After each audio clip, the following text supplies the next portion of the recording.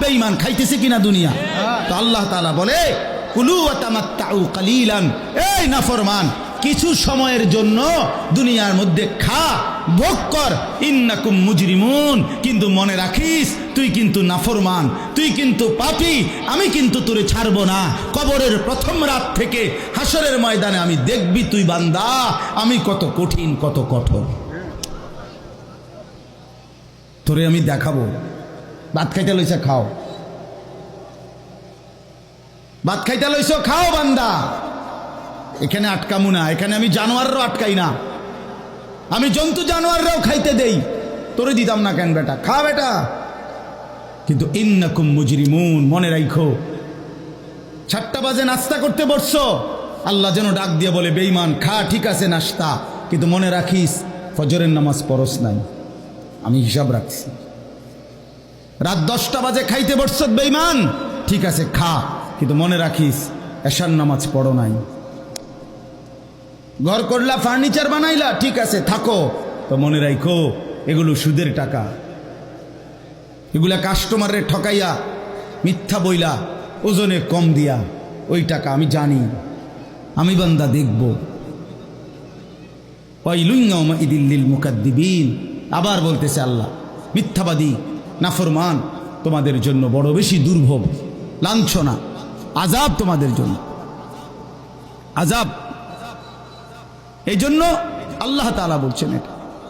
এরপরে আবার বলে দেখেন ওয়া ইযা কিলা লাহুমুর কাউ লা ইয়ারকাউন, এই ছেলেরা তোমরা সবাই শোনো, আল্লাহ তাআলা আবারও বলতেছে সমস্ত মিথ্যাবাদী নাফরমান তোমাদের জন্য হাসরের ময়দানে কেন লাঞ্ছনা হবে, এর প্রধান কারণ ওয়া ইযা কিলা লাহুমুর কাউ লা ইয়ারকাউন, যখনই বলা হতো নামাজ পড়তে, যখনই বলা হতো রুকু করতে, যখনই বলা হতো সেজদা দিতে, লা ইয়ারকাউন, আল্লাহ তাআলা বলেন সে রুকু করে না, সেজদা দেয় না, নামাজ পড়ে না, নামাজ পড়ে না।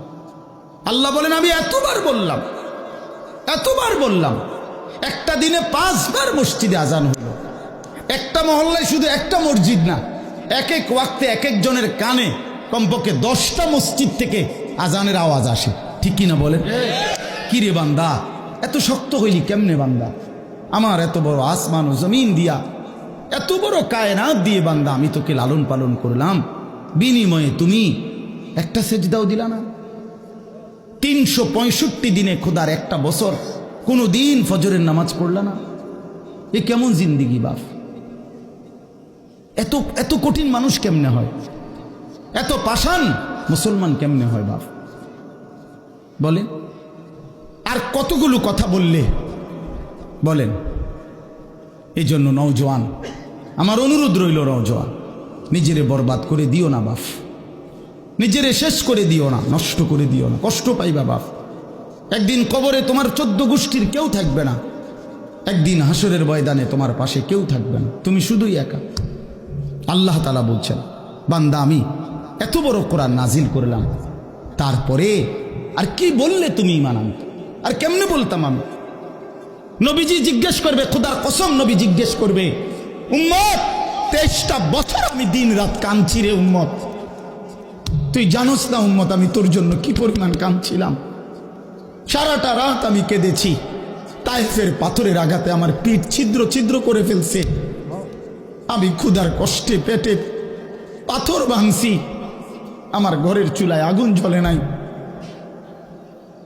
আমি দামদার শহীদ করে সারাটা দেহ রক্ত মাখা হয়ে বেহুশ হয়ে উহুদের প্রান্তরে পড়েছিলাম, এত কাঁদলাম, এত রক্ত ঝরাইলাম, 23 বছরের বিনিময়ে উম্মত আমি বুঝি তোর কলজাটা নরম করতে পারলাম না। কি বলবেন ভাইয়া? এই ছেলেরা বাপ কি বলবা তোমরা বলো দোস্ত? আমরা যারা মুমিন নিজেদেরকে চিনি, জানি যে আমরা মুসলমান, আমরা মুমিন, তো আমাদের কাছে আল্লাহ তাআলা সবচেয়ে গুরুত্বপূর্ণ একটি জিনিস চায়। কোরআনুল কারীমে আল্লাহ তাআলা আমাদের মুমিনদেরকে, ইমানদারদেরকে ডাক দিয়ে দিয়ে বারবার এই চাওয়াটা বলেছেন, ইয়া আইয়ুহাল্লাযীনা আমানুত্তাকুল্লাহ। এই কথাটা আল্লাহ তাআলা কোরআনুল কারীমে বহুবার বলছেন, হে ঈমানদারগণ, হে মুমিনগণ, তোমরা যারা বুঝো যে তোমরা মুসলমান, তোমরা মুমিন, তোমরা ঈমানদার, তো আমি আল্লাহ তোমাদেরকে বলছি, ইত্তাকুল্লাহ, তোমরা তাকওয়া অবলম্বন করো, তাকওয়া অবলম্বন করো, আল্লাহকে ভয় করো, তাকওয়া গ্রহণ করো। এই কথা, এই তাকওয়া প্রত্যেকটা ঈমানদার, প্রত্যেকটা মুসলমান, ছোট বড়, জওয়ান বুড়ো, আমাদের সমস্ত ব্যক্তিকে আল্লাহ তাআলা বলেছেন বারবার, ইত্তাকুল্লাহ, আল্লাহকে ভয় করো, মানে তাকওয়া অবলম্বন করো। ছেলেরা তোমরা ভাই এই হাতে ধরা যে মোবাইলগুলো এটা নামায় ফেলো।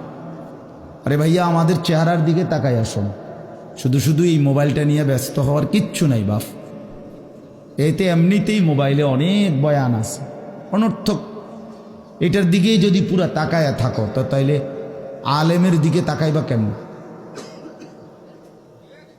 এই জন্য দোস্ত, এটা জরুরি বিষয়, এটা এতটুকু বোঝা উচিত, সবসময় মনে রাখা দরকার। সারাক্ষণ মোবাইল এটা নিয়ে ব্যস্ত থাকা, এটা আসলে একটা অসভ্যতা ছাড়া আর কিচ্ছু। এটা এত পাগল মানুষ হয় না আসলে। সামান্যতম বিবেক কাজ করা উচিত, বুদ্ধি বিবেচনা, নিজের আকল দেমাগ কাজ করা উচিত, যে ভাই আমি কতক্ষণ, এক মানুষ বুঝি সারাদিন এটা নিয়ে থাকে, তাহলে আমাদেরকে আল্লাহ তাআলা কেন বানাইলেন? এই পৃথিবীতে আমরা আসলাম কেন? আমার জীবনের উদ্দেশ্যটা কি? ন্যূনতম আকল তো থাকা উচিত যে আমি আসলাম কেন, কে পাঠাইলেন আমারে, কেন পাঠাইলেন, কার কাছ থেকে আমি আসলাম, আমি যাব কোথায়। প্রতিনিয়ত মানুষগুলো যে মারা যায়, ওরা যাচ্ছে কোথায়, কি হবে তাদের? এই সামান্যতম বুদ্ধি দেমাগ